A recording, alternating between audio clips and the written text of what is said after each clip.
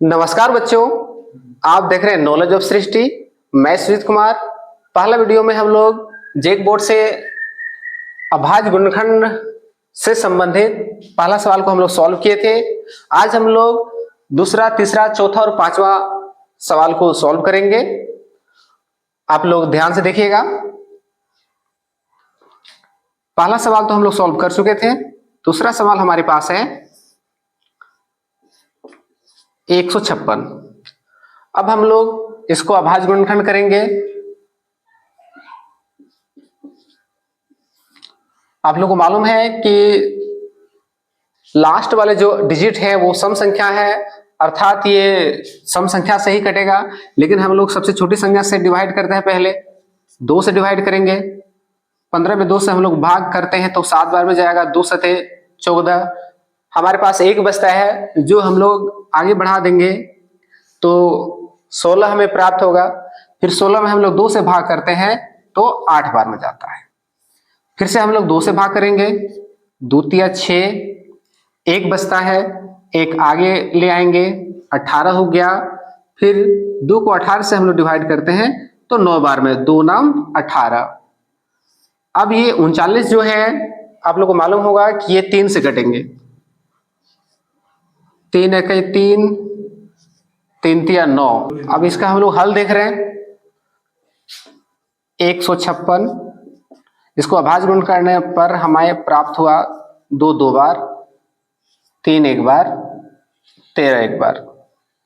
पुनः हम लोग लिखेंगे 156, 2 2 बार आया हुआ है इसलिए 2 पे घात 2, 3 पे घात 1 और 13 पे घात 1।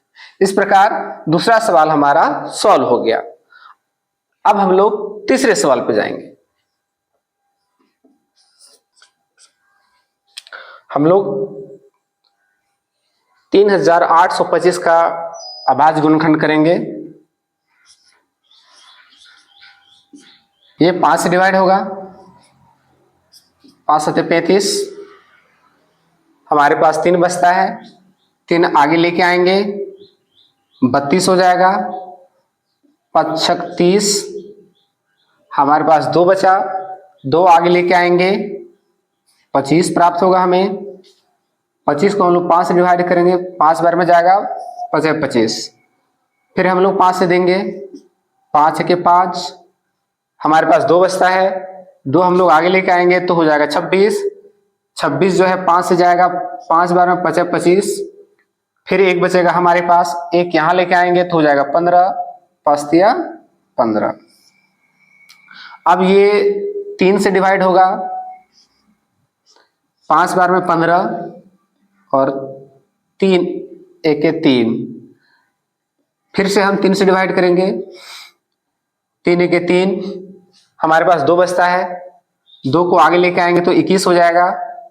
3 सते 21, अर्थात हमारे पास 3825 का अभाज्य गुणनखंड जब हम लोग करते हैं तो 5 2 बार आता है, 3 2 बार आता है और 17 1 बार आता है।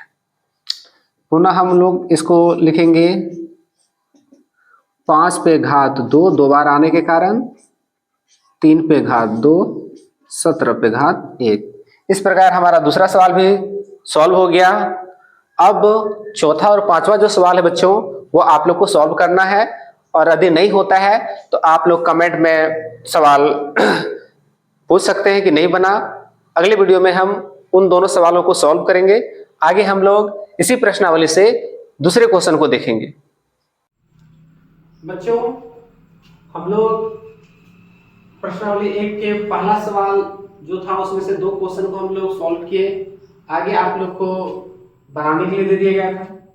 अब हम लोग दूसरे सवाल पे 3 सवाल है, उन सबको हम लोग सॉल्व करेंगे। सवाल हमारे पास है, पूर्णांकों के निम्नलिखित युग्मों के एचसीएफ और एलसीएम ज्ञात कीजिए तथा इसकी जांच कीजिए कि 2 संख्याओं का गुणनफल बराबर एचसीएफ गुना एलसीएम है। तो हमारे पास सवाल है 26 और 91। पहले हम लोग इसको सॉल्व करेंगे फिर आगे बढ़ेंगे। तो सबसे पहले हम लोग 26 को अभाज्य गुणनखंड करेंगे, जिसमें से 26 को हम लोग 2 से डिवाइड करेंगे, 13 बार में कटेगा। फिर 91 हमारे पास है 91 को हम लोग 13 से डिवाइड करेंगे, 7 बार में जाएगा, 13 7 91। इस प्रकार 26 के अभाज्य गुणनखंड में 2 और 13 प्राप्त होता है, 91 के अभाज्य गुणनखंड में 13 और 7 प्राप्त होता है। अब हम लोग समझेंगे कि एचसीएफ और एचसीएफ होता क्या है।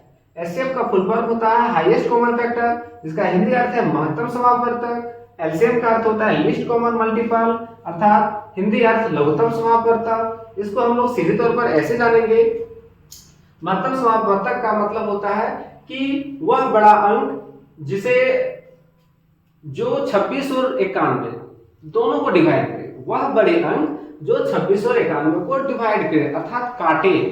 उसके बाद एलसीएम का अर्थ हम लोग साधारण शब्दों में जानेंगे। एलसीएम का अर्थ होता है कि वह छोटे अंक जिसे 26 और 91 डिवाइड करे। महत्तम समापवर्तक का मतलब हुआ कि वह अंक जो 26 और 91 को डिवाइड करे, और एलसीएम का अर्थ है वह अंक जिसे 26 और 91 डिवाइड करे।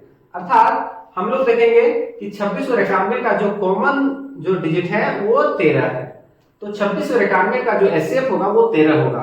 13 जो है वह छोटा अंक है जो 26 को भी डिवाइड करेगा और 91 को भी करेगा।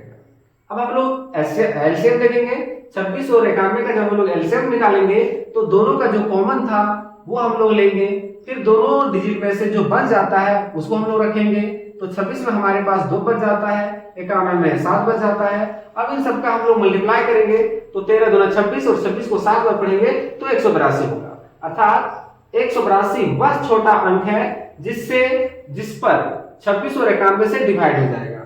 182 जो है 26 और 91 दोनों से डिवाइड होगा, तो ये हमारा एलसीएम हुआ। आगे जो सवाल है बच्चों वो आप लोग को प्रयास करना है, यदि नहीं होगा तो फिर अगले वीडियो में हम लोग इन दोनों सवालों को सॉल्व करेंगे।